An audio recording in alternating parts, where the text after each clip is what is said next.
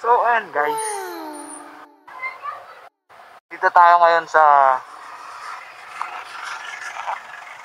Manila. Kakagaling ko lang ng school. Ayan, punta tayo ng Antipolo. Kikitain natin. What? Mababa pa yung biyahe. Okay. Let's go.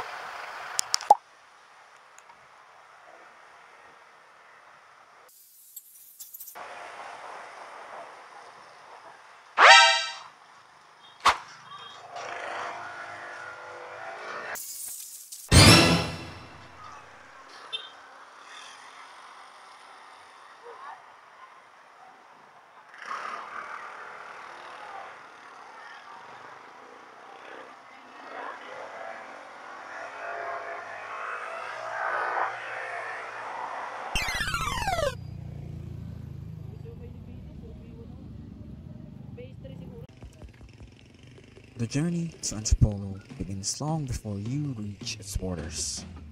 Winding roads, rising hills, and the quiet promise of something deeper with every turn. It leads you here, to the heart of the city, the majestic Antipolo Cathedral, a symbol of faith and history nestled among the mountains. As you approach, the air carries the scent of incense and the soft murmur of prayers. This iconic landmark is more than just a place of worship. It's a testament to the city's rich cultural heritage and spiritual significance. But beyond its spiritual essence, the cathedral is also a gateway to another kind of experience, one that lies just outside its walls. Where in Antipolo, faith and food often go hand in hand, each enriching the other in profound ways.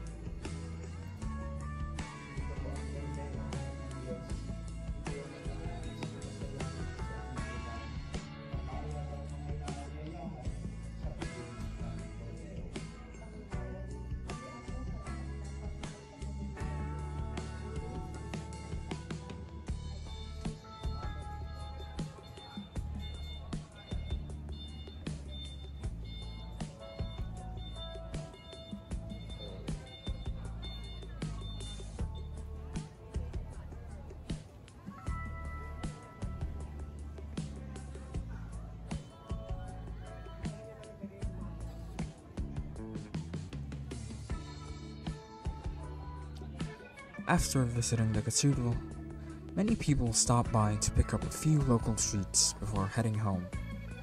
Two of the most popular souvenirs from Antipolo are suman and kasoy, both simple and both deeply connected to the city's culture. Suman is a type of rice cake made from glutinous rice and coconut milk. It's wrapped in banana leaves and steamed until soft and fragrant. You can find it in markets or sold by roadside vendors, usually still warm when you buy it. Next to the suman, you'll often see kasoy, which is actually the local name for cashew nuts. Antipolo is known for its high-quality cashews, and they're usually roasted and lightly salted. Some shops also sell them caramelized or mixed into sweets. Buying these two items has become kind of a tradition for visitors. Whether you're bringing them home as pasalubong or enjoying them on the spot, they give you a taste of what makes Antipolo special. Simple ingredients, carefully prepared, and shared with care.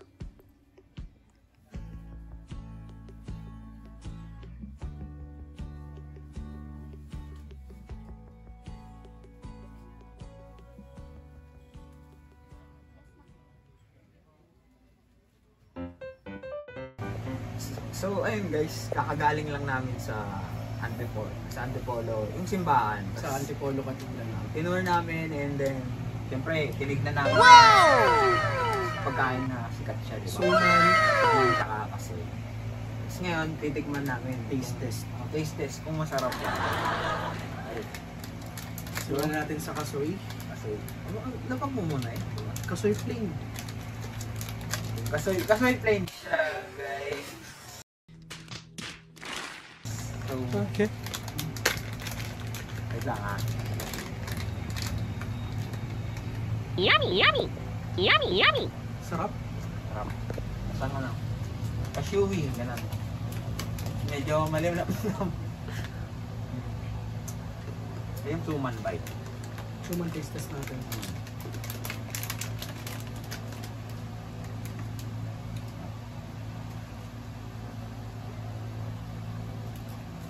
Bukod mo na rin ngayon, di ba? Kala ko isa lang eh. Ano siya? May latik. Ito.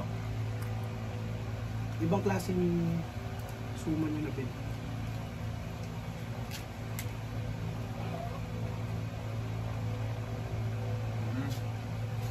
Para siyang buko. Tikman mo na.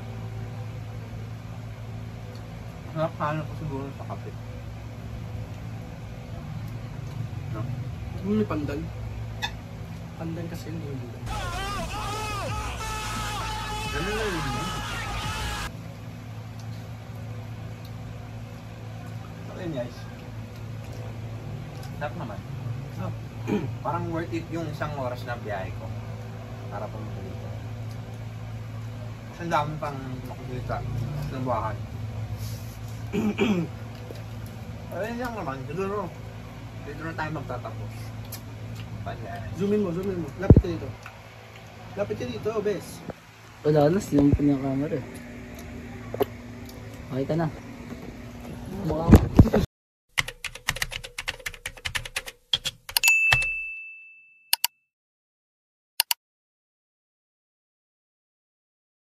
Goodbye!